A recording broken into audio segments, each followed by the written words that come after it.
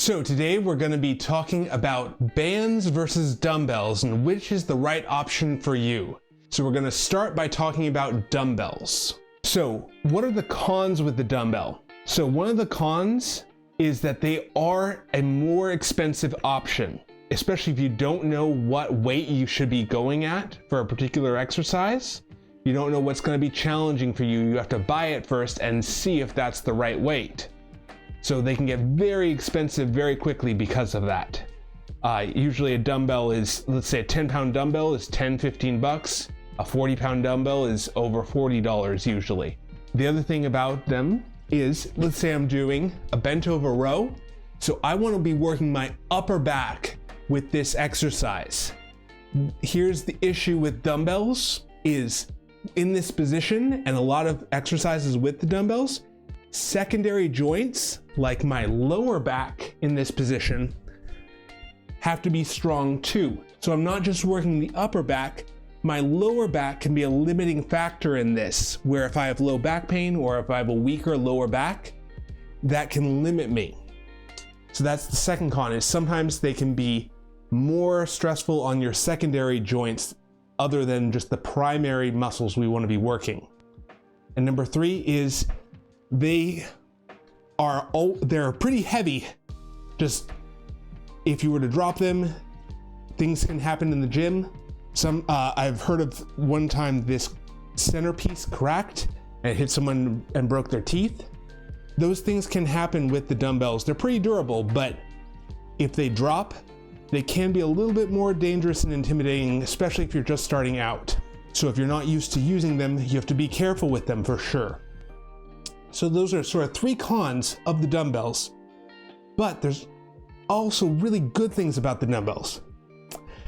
So some of the pros are, let's say for this exercise, I have a very even force curve all the way through because they're always that same weight. So gravity is constantly pulling down and I get a very consistent force curve or a very consistent pull on the dumbbells. And that's really beneficial for hypertrophy typically, because that lower position, that stretch position, is where we build that muscle more effectively. Also, they're really versatile and easy to find exercises for. Most exercises you can use a dumbbell and be just fine. You can find tutorials on how to do it. You can find instruction on how to use them. They're very versatile. They can do a wide range of exercises very easily. So that's number two on the pro side. Number three is they're very durable. You can buy them once and they last a long time. Don't drop them, don't just, bang them up. They'll last you a long time. Now let's talk a little bit about resistance bands. The bands are not as durable. They're just like a rubber band, a piece of elastic. So eventually they do wear out and you have to replace them. That's just a nature of it. It's like a rubber band. If you keep on stretching it and stretching it, eventually it gets frayed and will wear out. That is one problem with the resistance bands. They won't last quite as long. It's harder to set up exercises. Let's talk about this row exercise. So if I'm doing this row, I need to set it up with an anchor point. Make sure it's pulling the correct direction. I might need to adjust the height a little bit more. It's a little bit more finicky trying to get it to be pull the correct direction and work well for you. So they can be a little bit more challenging because they take a little more expertise or a little more instruction to get right. As opposed to the dumbbell, much more versatile, easy, and simple. The third thing with them is their resistance curve is not as optimal.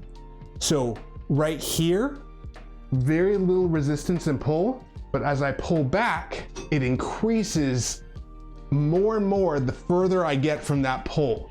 So ideally, I would want this part to be really hard and this part to be a little easier, but it doesn't work like that with resistance bands. They only go easier to harder. Now, what are the benefits of resistance bands? So they're so much less expensive than dumbbells. Let me just start by saying that, because I think a full set of dumbbells or a full set of resistance bands was $40 for me. And the same resistances with dumbbells was 10 times that amount. The other thing is, they're only providing resistance when they're under tension. So for setting up and putting them away, you don't have to be lugging weights around. Much easier to use these and pick them up, put them down especially while you're tired after working out. Third thing with them is that they're really portable because they're not big and bulky.